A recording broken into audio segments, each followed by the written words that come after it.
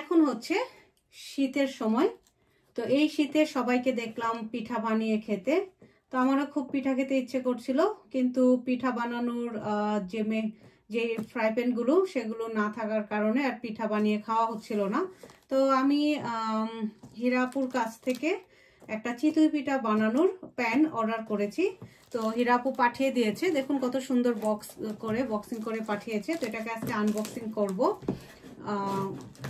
তো কি আছে, কি অর্ডার করলাম আপনারা দেখতে পাবেন। আর তাছাড়া আপনারা যদি কেউ এই পিঠা বানানোর ফ্রাই প্যান কিনতে চান তাহলে আমার ডিসক্রিপশন বক্সে আমি হীরাপুর যে লিঙ্ক সেটা দিয়ে দেব, আপনারা সেখান থেকে কিনতে পারেন। তো 2 দিনের মধ্যেই পেয়ে যাবেন, কারণ আমি অর্ডার করার একদম 2 থেকে 3 দিনের মাথায় এই ডেলিভারিটা আমি পেয়ে গেছি। তো খুব কুইক সার্ভিস দেয় আপু, যেটা খুবই ভালো লাগে আমার। এর আগেও আমি হীরাপুর কাছ থেকে শাড়ি কিনেছি, গয়না কিনেছি, তো খুব কুইক পেয়ে গেছি।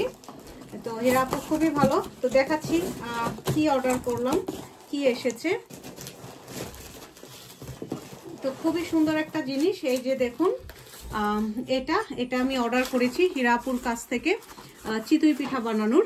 তো এই মাঝখানের যে রাউন্ড পিঠা বানানোর জিনিসগুলো সেগুলো খুবই বড়, দেখে খুব ভালো লাগছে। তো এটাতে চিতই পিঠা বানাবো, একদম নতুন, দেখুন একেবারেই নতুন। পিছনটা একটু দেখাই।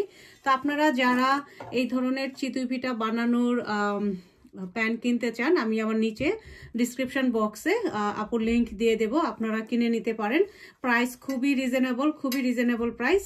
আপুর সাথে কন্ট্যাক্ট করলে আপু বলে দেবে এটার প্রাইস।